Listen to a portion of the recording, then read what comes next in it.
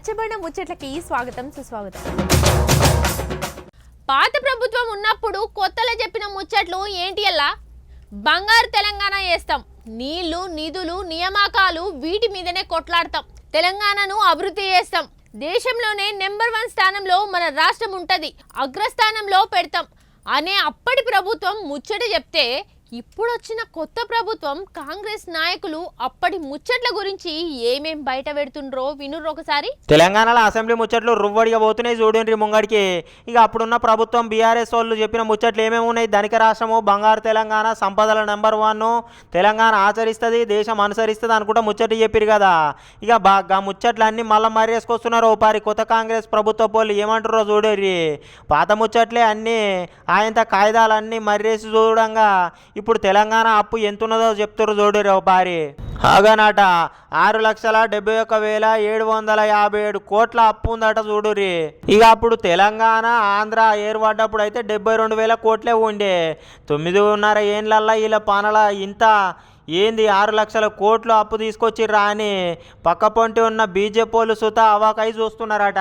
6 లక్షల కోట్ల అప్పు తెచ్చిరు, అది కూడా ఎక్కువ మిత్తికి పట్టుకొచ్చిరు. శ్వేతపత్రాలన్నీ ముంగడేసిరు అన్నట్టు. అప్పులేంది, మిత్తేంది, అసలేంది, వడ్డేంది అనుకుంటా ఇక అసెంబ్లీలో A to Z అన్ని చూపెట్టిరు కొత్త ప్రభుత్వ పోళ్ళు. ఇక ఇప్పుడు వస్తున్న ఆమె దానిలో ఆయనతో 100కి 34 రూపాయలు మిత్తీలకు, 35 రూపాయలు జీతాలకు పెన్షన్లకే పోతున్నాయట. అంటే మిగిలిన 31 రూపాయలతోటి ఆయనతో సర్కారు సంసారం వెళ్ళాలి.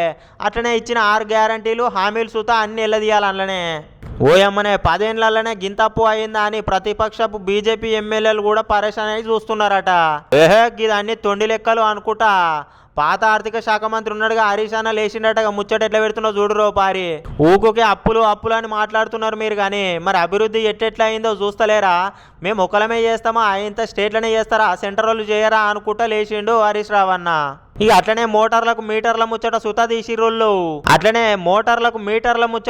తీసిర్రుళ్ళు. బోర్బావుల దగ్గర మీటర్లు పెట్టము, కరెంటు బిల్లు కట్టేదే లేదని చెప్పలేదమ్మా సీఎం కేసీఆర్ సార్ అనుకుంటా హరీష్ రావు అన్న అయితే లేచిండు. ఇక పాత ముచ్చట పక్కకు పెడితే మీ హామీలు ఏమైంది గా ముచ్చట చెప్పుర్రి అనుకుంటా బీజేపీ ఎమ్మెల్యే మహేశ్వర్ రెడ్డి అన్న కూడా అందుకున్నాడు చూడండి రూపారి. 50 ఏళ్ళ కానీ డెవలప్మెంట్ 10 ఏళ్ళ బీఆర్ఎస్ ప్రభుత్వంలో ఎట్లయింది అని అన్నారు.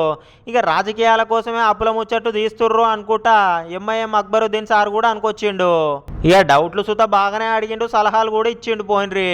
ఇక ఇంకో పక్కనేమో కొత్త సీఎం సారు ఎన్ని అప్పులున్నా ఏం బాధలున్నా కానీ పబ్లిక్ ఇచ్చిన హామీలు మాత్రం పక్కా తీరుస్తామని సీఎం రేవంత్ రెడ్డి సార్ అయితే అనుకొచ్చిండు. మరి ఎట్లయితే అవుతుందో చూడాలి. చూసిరు కదా, ఇయాల్టి రచ్చబండ ముచ్చట్లలో ఎక్కువ అయితే మన పల్లవి ప్రశాంత్ అన్న గురించే ఉన్నాయి. మరి గట్ల నడుస్తుంది అనమాట. రేపొచ్చే రచ్చబండ ముచ్చట్లో మళ్ళీ కలుసుకుందాం. అంతవరకు సెలవు మరి.